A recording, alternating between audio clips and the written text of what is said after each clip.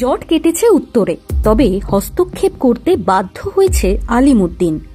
পলাশ দাসকে নতুন সম্পাদক করা হয়েছে উত্তর 24 পরগনার, কিন্তু দক্ষিণ 24 পরগনায় জট পেকে রয়েছে এখনো। রতন বাগচি সম্পাদক হওয়ার পরে নবগঠিত জেলা কমিটি থেকে 16 জন সদস্য নাম প্রত্যাহার করেন। নাম প্রত্যাহারকারীদের মধ্যে রাহুল ঘোষ, চন্দনা ঘোষ দস্তিদার সহ দক্ষিণের একাধিক প্রথম সারির নেতা রয়েছেন। একলপ্তে 16 জন জেলা কমিটি থেকে নাম প্রত্যাহার করায় 48 জনের জেলা কমিটি তৈরি করা হয়। সুজন চক্রবর্তী শিবির বনাম শ্রমিক লাহিড়ী শিবিরের কোন্দলেই পূর্ণাঙ্গ জেলা কমিটির তালিকা প্রকাশ করা যায়নি, এমনও শোনা গিয়েছে।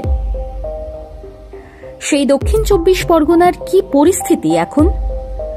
ডানকুনিতে রাজ্য সম্মেলনের আগে দক্ষিণ 24 পরগনা জেলার জট কাটিয়ে ফেলার সিদ্ধান্ত নিয়েছিল আলিমউদ্দিন স্ট্রিট, কিন্তু উত্তর 24 পরগনায় জেলা কমিটি গঠন নিয়ে প্রবল কোন্দল।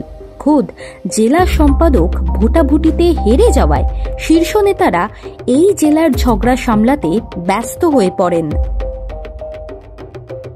সিপিএম রাজ্য নেতৃত্ব আলিমউদ্দিন স্ট্রিটে বুধবার উত্তর 24 পরগনার নবগঠিত জেলা কমিটির সদস্যদের ডেকে বৈঠক করে তবেই নতুন সম্পাদক বাছাই করতে পেরেছে। এই প্রেক্ষাপটে ডানকুনি রাজ্য সম্মেলনের আগে দক্ষিণ 24 পরগনার জট ছাড়াতে উদ্যোগী হতে পারছে না দল। হাতে সময়ও আর নেই, ফলে যা হবে রাজ্য সম্মেলনের পরই। শনিবার থেকে শুরু হচ্ছে সিপিএম এর রাজ্য সম্মেলন। বহুদিন পর কলকাতার বাইরে হবে সম্মেলন, ফলে যাবতীয় ফোকাস ওই দিকেই। আর তাই পূর্ণাঙ্গ জেলা কমিটি ছাড়াই দক্ষিণ 24 পরগনার সিপিআইএম নেতারা ডানকুনি যাচ্ছেন।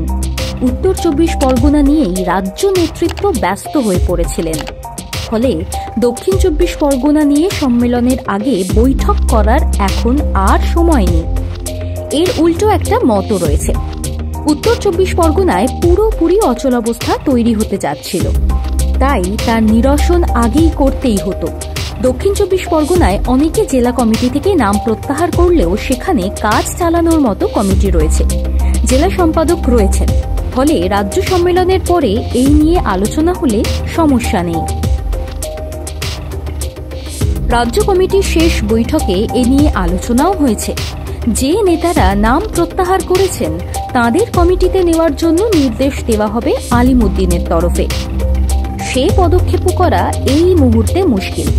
একটা আশঙ্কা অবশ্য থাকছে, দক্ষিণ 24 পরগনার যে নেতারা নতুন জেলা কমিটি থেকে নাম প্রত্যাহার করেছেন তাদের অনেকেই রাজ্য সম্মেলনের প্রতিনিধি নির্বাচিত হয়েছেন। ওই নেতারা রাজ্য সম্মেলনেও সরব হতে পারেন। যদিও রাজ্য সম্মেলনের মঞ্চে জেলার কোন কোন নেতারা বলবেন তা সংশ্লিষ্ট জেলা কমিটি ঠিক করে।